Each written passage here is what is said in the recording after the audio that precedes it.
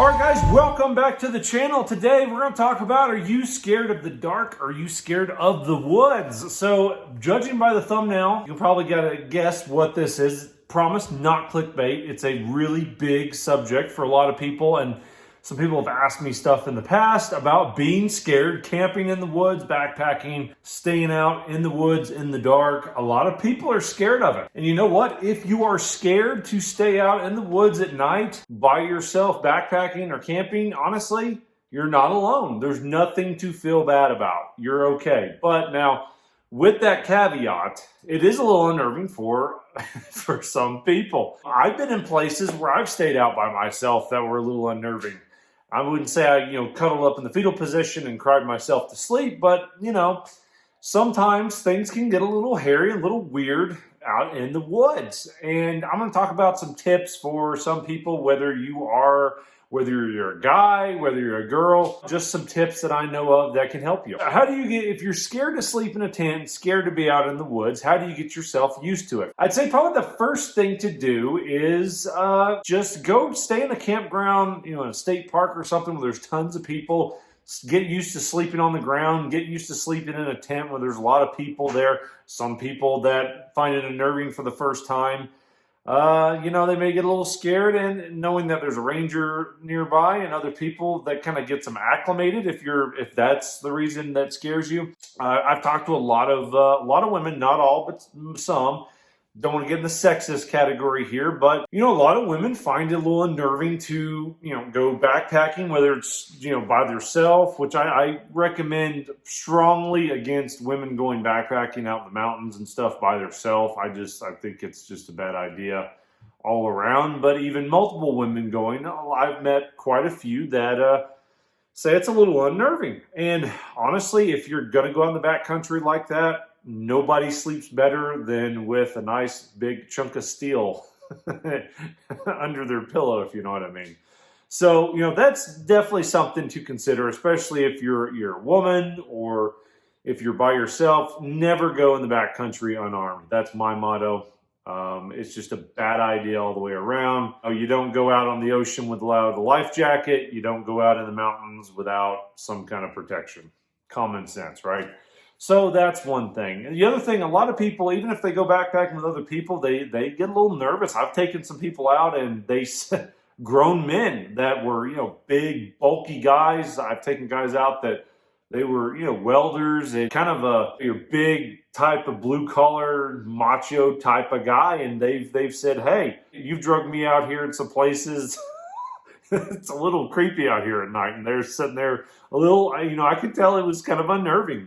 If you're not used to it, for the first time, and you've walked 10, 20 miles out in the middle of nowhere in the mountains, and it's cloudy and there's no stars and it's dark, and you've never done it before, and you start hearing noises, it can be a little unnerving. So if you're taking somebody that for the first time, bring some LED lights, bring a lot of light it up, take them in big groups. If they're a little nervous and they think they're going to get freaked out by being out in the mountains by themselves, take them out with a big group, make sure there's tons of light, have a big fire, ease them into it. I think it's part of human instinct to get a little, if you're not used to it, be a little nervous in the dark. As humans, we're not adapted, or most of us are not adapted to see in the dark as well as animals, right? So we have to have flashlights and stuff, and we're herd animals. Humans are herd mentality type creatures, and so they feel more comfortable with other people. So take them out in a big group, make sure there's tons of light, obviously bring protection, make sure you store stuff where bears aren't going to come around.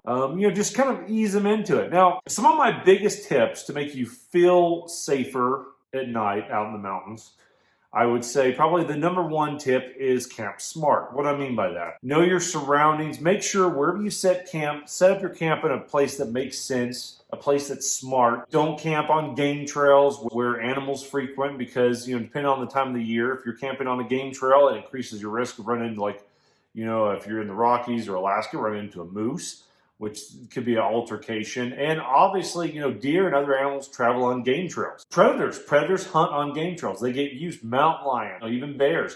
They get used to those animals traveling a certain route between water and food, and they smell that. Predators that are looking to, hunt, they're gonna come down that game trail because that's where their prey is. This is as good a place as any for base camp. That's first priority after we're finished. I want it up and running in 30 minutes. That's half an hour. Understood? Over. Cancel that order. What? Why? This is a game trail, Mr. Ludlow. Carnivores hunt on game trails. Do you want to set up base camp or a buffet?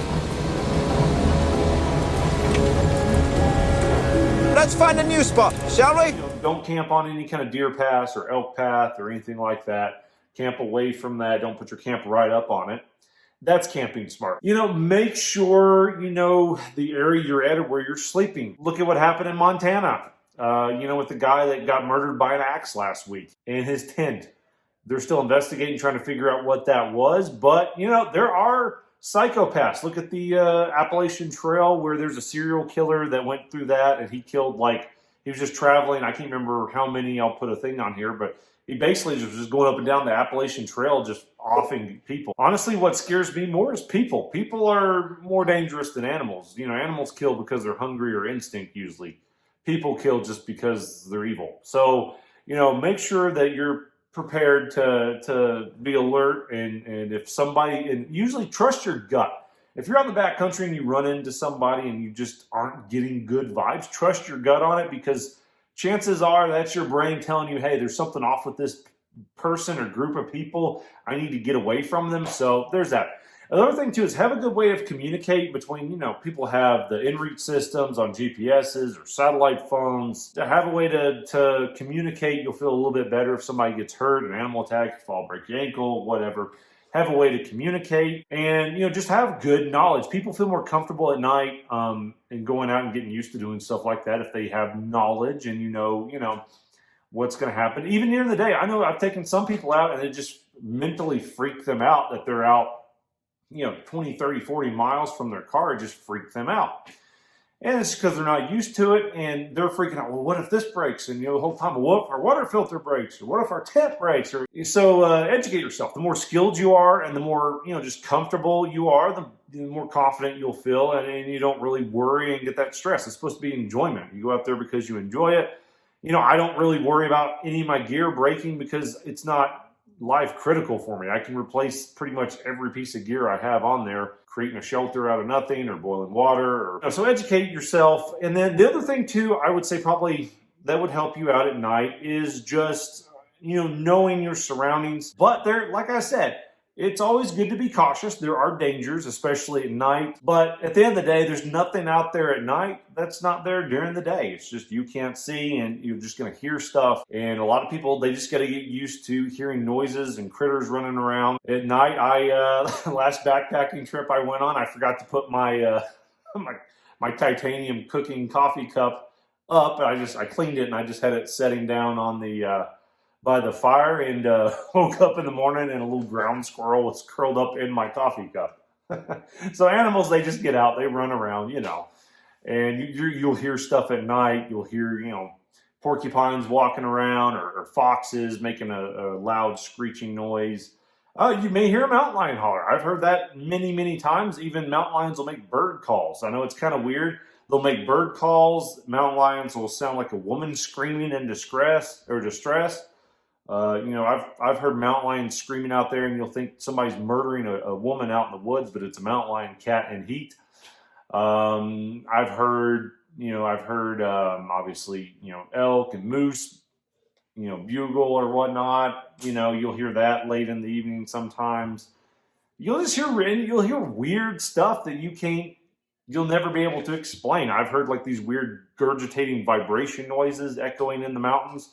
Still don't know. It sounded very mechanical, though there's nothing around me whatsoever.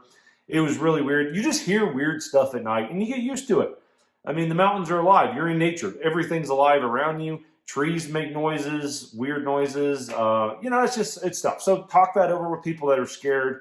Let them know what's going on. Be like, hey, you're going to hear weird noises. I know some people, I'm not one of those, but some people, they wear earplugs when they go backpacking because they can't sleep because they hear all the noises. I don't think that's advisable because you want to hear something coming up on you.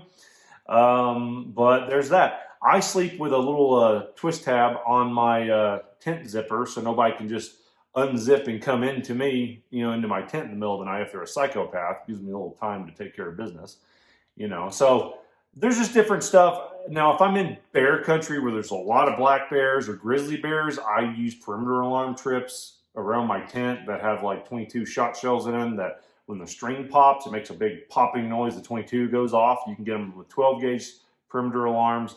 Like if I'm in grizzly country and I'm in a tent, which I don't do that, you know, I try to avoid densely grizzly populated areas to sleep in a tent, but I use a perimeter alarm and stuff. So, I mean, there's just a lot of different stuff. If you're super concerned, they have backpacking electric fences you can put around your tent. I mean, that's a little heavy for me. I'm not going to wag it, but some people, I can see how some people, if you have your wife, your kid with you, and you're a little concerned, I mean, that makes sense. So, educate yourself. Make sure you hit that like, share, and subscribe. Thanks for watching the channel. We'll see you on the next video.